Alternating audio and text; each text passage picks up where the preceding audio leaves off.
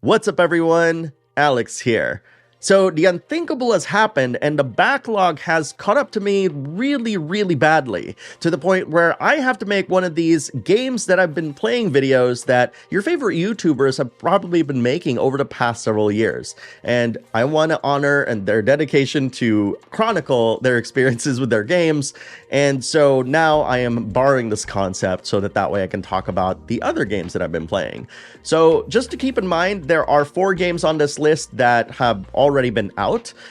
One of them I wanted to talk about, but I just kind of didn't feel like it was the right time for it, while the other one is just outside of the JRPG periphery. Now, the other 2 games that I want to talk about, I've already hinted that I wanted to talk about them in a future video, but I didn't want to make a separate video out of them because it's just going to take time from making videos and playing the games that are actually coming out this month. So consider this video as kind of a catch-up video and to hear my thoughts on a lot of these games, because I think that it's important to kind of check up on some of the games that I've reviewed as well, of which there are 2 of them that are actually in this video, and just to kind of see if that excitement is still there, right? I think it's very important to see. So without any further ado, let's talk about these 6 games that I've been playing over, I don't know, the past month or few weeks or a few days. So let's get started. Many of you have been concerned about my review schedule, and rightfully so, because if you're following other YouTubers, you know that they just kind of move from game to game to game to game, so that way relevance on YouTube just keeps going.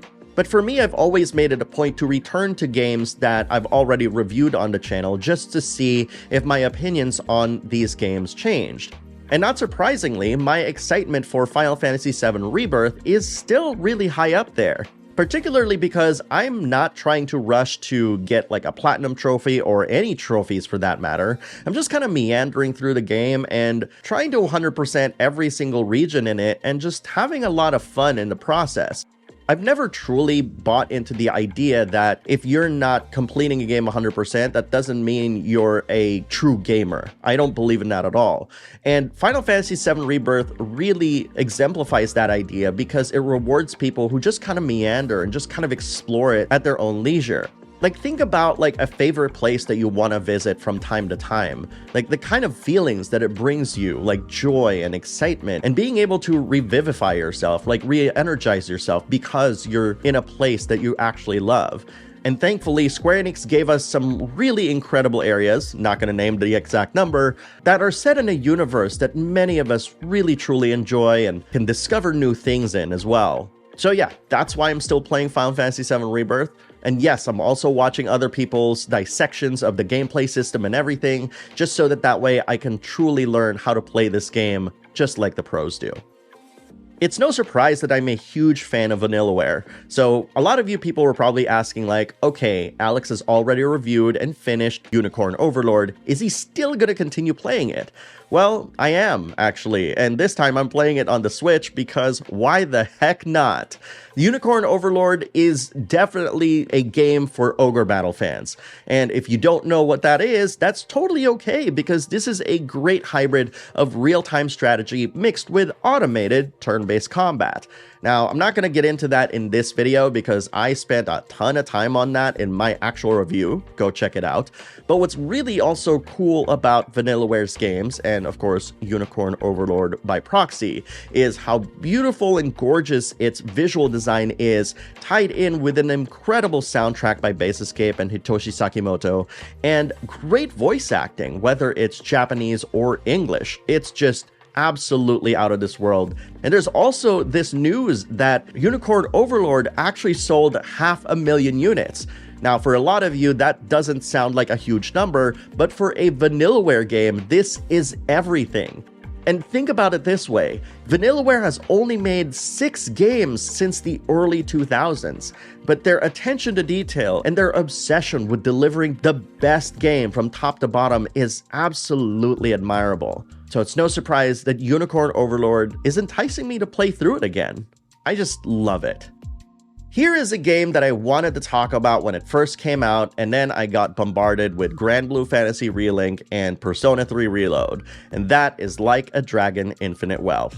Now, if you've been hanging out on our Discord and you've been joining a lot of my voice chats around February, you kind of heard that I was a little bit down on the game. And I don't necessarily think that it's the game's fault. It's because there are so many really good games coming out.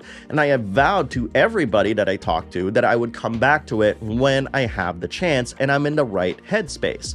Because really, sometimes when you play games, you need to be in the right headspace in order to absorb them. And thankfully, that moment happened shortly after I beat Unicorn Overlord. And so I came back to Like a Dragon Infinite Wealth, really engaged in Ichiban Kasuga's story and enjoying seeing all my favorite characters succeeding.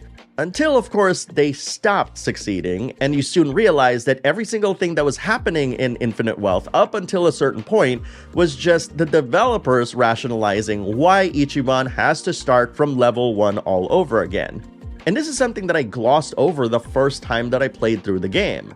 Now, jury's out if I'm still gonna review this game, but I have a really strong feeling that I'd want to, because, I mean, Danny Trejo is in the game. Daniel Day Kim is in the game. This is a great title that deserves the attention that I'm giving it. And so I'm taking my time until I actually finish the game, relishing the job system, Hawaii, and just the overall plot and where it's gonna take us.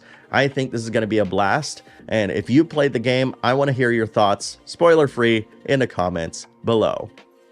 This game that I'm about to talk about isn't a JRPG at all, but this is part of my gaming history, and that is Alone in the Dark. We're talking about the 2024 version that has that dude from Stranger Things. Alone in the Dark 2024 is kind of like a reimagining and a remake of the original Alone in the Dark classic that was released in the 90s. Now, I played that original one. I am intimately familiar with it. I even played the sequel to it, and I remember using like straight up like a keyboard to control the character and how stiff Edward Carnby is. Yes, that's the name of the main character. I still remember it. And this new game is trying to basically bridge the gap between the Lovecraftian feeling of that game and infusing it with modern sensibilities. And I'm gonna be blunt, I think for the most part, the horror and the mysteries and the puzzle solving are great. It's really freaky, it's almost like entering a horror house of sorts, and there's so many kind of surreal effects that just play with your mind and highlight the craziness and the horrific nature of its storytelling.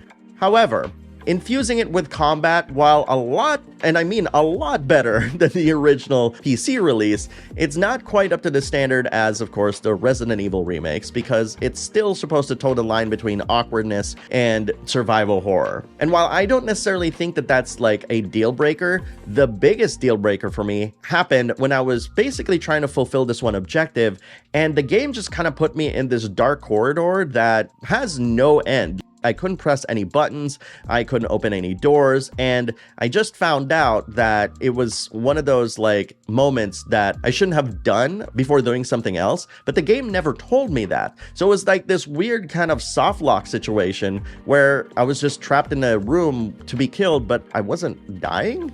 I haven't touched a game in a while, but I'm hoping that that specific section has been fixed. Fortunately or unfortunately, depending on how much you wanted to hear about Daenerys Targaryen and Mads Mikkelsen's adventures, this is how I'm going to talk about Dragon's Dogma 2.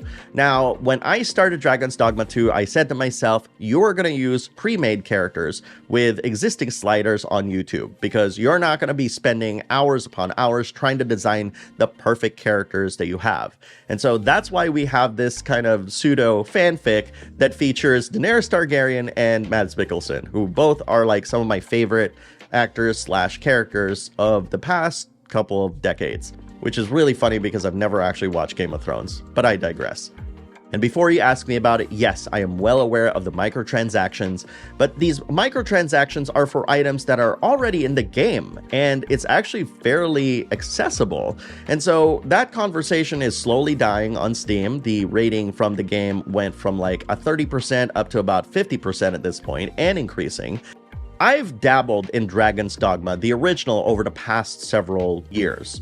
And one of the things that I remember thinking about with regards to this game is how its realistic medieval fantasy setting reminds me a lot of the Souls games.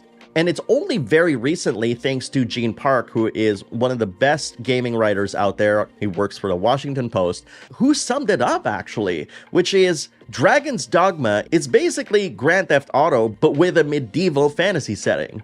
And yes, a lot of people have compared it to Skyrim, and a lot of people have compared it to The Legend of Zelda, but the progenitor of all of these emergent games is Grand Theft Auto. So I thought that this comparison was so fitting that I just kind of started describing the game that way to both my friends and the people on Discord. And sure enough, people agreed. Because what Dragon's Dogma 2 really has is this rule set that you get to play around with, much like how Skyrim has a rule set that you can break, as well as The Legend of Zelda, Tears of the Kingdom, and Breath of the Wild. It's basically this emergent gameplay that may be unpredictable at times, where your character can just get flung off into the sky for no apparent reason, much like Skyrim, or see oxen just kind of jump to their doom because, I don't know, the AI just felt it. This makes for some really quirky and unpredictable experiences that allow you to share different moments and stories with your friends who are also playing the game. When Stellar Blade was revealed, I was expecting it to play like a character action game, like Devil May Cry or Bayonetta. And when I started playing it like a character action game, that's when I thought, okay, I am making a huge mistake here. I need to be more methodical. And when I shifted my gameplay, that's when I discovered how to actually play Stellar Blade. And I remember telling people on Discord, I noticed that when I pressed the attack button, there was a delay between the actual input of the command and the actual attack coming out. And that's when I thought to myself, wait a minute. This isn't a character action game, because a character action game is going to be fast, fluid, and frenetic.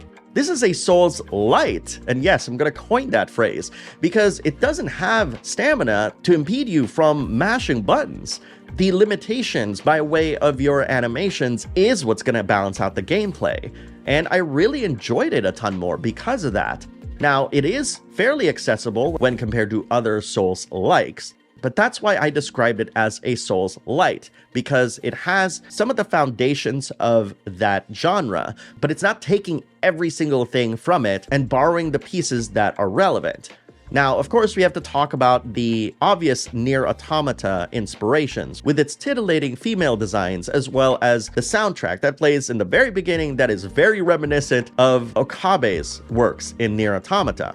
So it's making me curious how far this comparison between Nier Automata and Stellar Blade's gonna be. Is it gonna be a lot of this philosophical kind of rumination? Where is its own identity gonna come in? It's definitely borrowing a lot aesthetically from Nier Automata. So I'm trying to figure out how it's gonna flesh out its own identity. And again, I'm not even talking about the gameplay, because the gameplay is borrowed from Souls-likes. And it might be sounding like I'm down on the game, I'm actually really excited for it. I finished the demo from beginning to end, and I played through the boss rush, which is really cool. So I'm really excited to check out this game and to see what the full game is actually going to offer. And if you want to talk about a really good demo to play, this one is really good, because this save carries over to the full game. And that, my friends, are 6 games that I've been playing recently, whether it's a demo or a full game. Now, I'm really curious about what you're playing, because these kinds of videos are there to encourage people to share the games that they're playing, whether it's a game that's been released over the past few months, or it's just something that you picked up from your backlog. So please post them in the comments below and let's talk about it. Thank you very much for watching, everyone, and I'll see you in the next video.